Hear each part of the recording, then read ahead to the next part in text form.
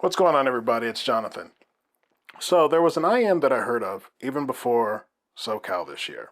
One of the reviewers online was able to get it, and all he was raving about was the bass and how good it is. So when I got to SoCal, I was able to listen to it, and then I also listened to it again at Dallas. Luckily, Andrew from Music Tech reached out to me and asked me if I wanted to use the unit that they had at Dallas to do a review, and I'm happy I was able to. So thank you to Andrew and Music Tech. If you haven't been to a Can Jam, you're not going to miss Music Tech. They come with all the IMs that everybody's talking about and wants to hear. So again, special thanks to Andrew at Music Tech. And today's review is going to be on the Alpha Omega Omega. All right, so unfortunately, there's not going to be unboxing for this one. The awesome Andrew from Music Tech allowed me to borrow the loaners that they use for shows and everything. So he sent them to me, and all I got was the IM and the cable, which is great because it allowed me to actually review this bad boy. So the Alpha Omega Omega has one dynamic driver, four Sunny NBA drivers, four Sunny electrostatic drivers, so it is a 9-driver hybrid. It's 6-way passive crossover, and it retails for $2,699. What I would like to show, though, is honestly, it is one of the best cable and IM combinations that you can find in an IM. It is an absolutely gorgeous IM. You can see through. It's purple tinted, but you can still see through and see the drivers. But also, just the sparkle that you get on the shells is awesome. The way the cable matches is awesome. It's a very nice cable. So usually in this segment I do the unboxing, but I thought, you know what? Let's just show off how beautiful and nice looking the Alpha Omega Omega is. And it truly is a very good looking IM. Alright, let's talk about fit and finish on the Alpha Omega. As I described before, I think this is one of the prettiest IMs that's out there. It's not a large IM. It's a comfortable IM. It's very light, well built, goes in nicely, no issues whatsoever. With comfort, I feel like it has a very sexy cable too, because it matches. And I know some people with the drip want to make sure that the cables match their IMs. So they did an amazing job with that. So no complaints here. So let's talk about the sound on these bad boys Alpha Omega Omega. One thing that I want to note is if you see here, and I should have shown it in the other video, but there are three tuning switches on the Alpha Omega Omega. There's one for the bass, there's one for the mids, and there's one for the high. So let's start off with the bass.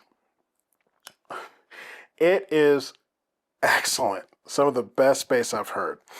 This IM is capable of allowing you not only to hear the bass, but feel the bass.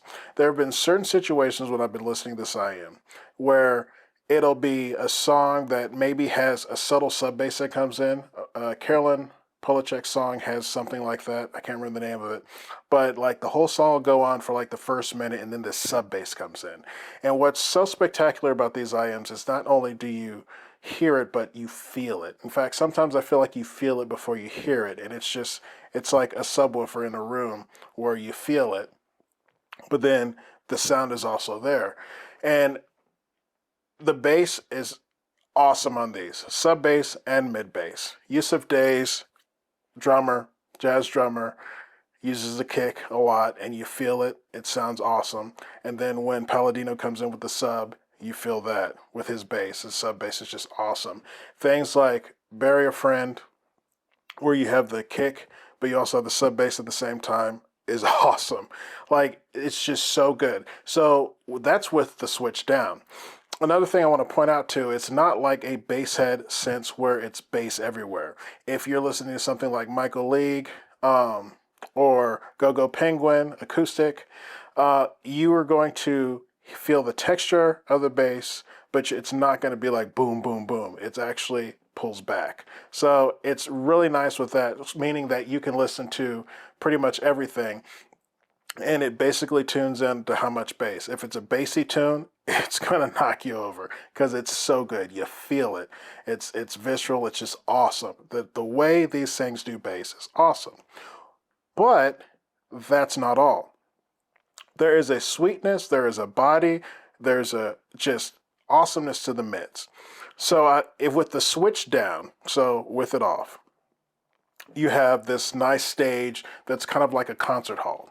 But when you put the switch up, it brings it in more where it's almost where you get like a holographic sound, like you're amongst the musicians, you're in the music, and it's such an amazing sound. Female voices and male voices sound really good on these IMs.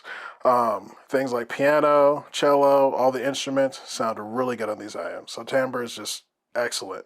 So you've got this bass that you feel, you hear, it's there, it rocks, but it does not overwhelm the mids. In fact, the mids are very clean. They have a nice note weight, slightly warm, but you're not having like this overly warm because of the bass. No, the separation is sick.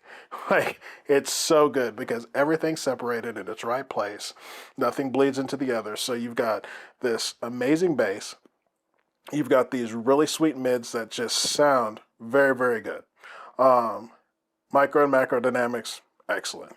And then you've got the treble.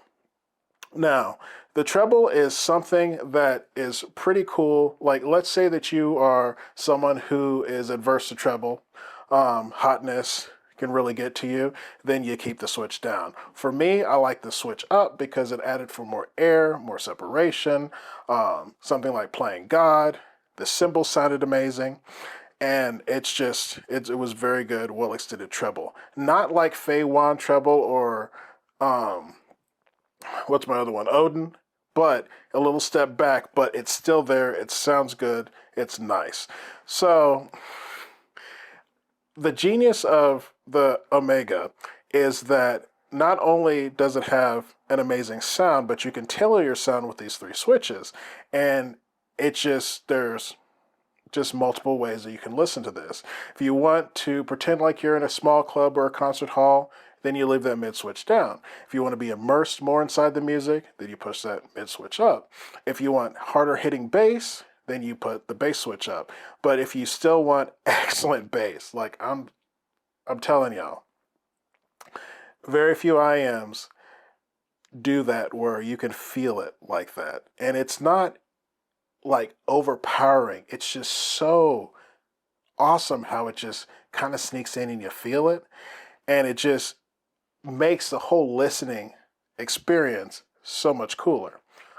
So let's get back to it. Like, the whole picture of the sound is awesome with these, and then you can tailor the sound. So a lot of people will talk about the bass because the bass is something special, but I also think they're missing out sometimes because the mids are excellent on this. So pound for pound, one of the best sounding IMs. In fact, of the, what did I do? 4 Can Jams this year, I would say that the 3 best IMs that I heard were Macbeth with the Ambition cable, the Apex SE, and these bad boys. These were for sure one of the best ones I heard at the Can Jams. So, is the Alpha Omega a buy? I would definitely say yes. If you've got the $2,700, you get an IM that goes up with more expensive IMs, especially with the bass. Some of the best bass you'll find in IM. It goes up with them, it fights with them, and in a lot of situations it wins. On top of that, you get the chance to be able to change the way you want your sound. Again, $2,700 is a lot, but if you are like a one and done person and you want something that allows you just to hear everything in a brilliant, awesome, well-tuned way, and then you can change the tuning depending on what your mood is, then definitely the Alpha Omega would be something straight up your alley. If you have any questions, comments, feel free to hit me up, and I'll talk to you next time.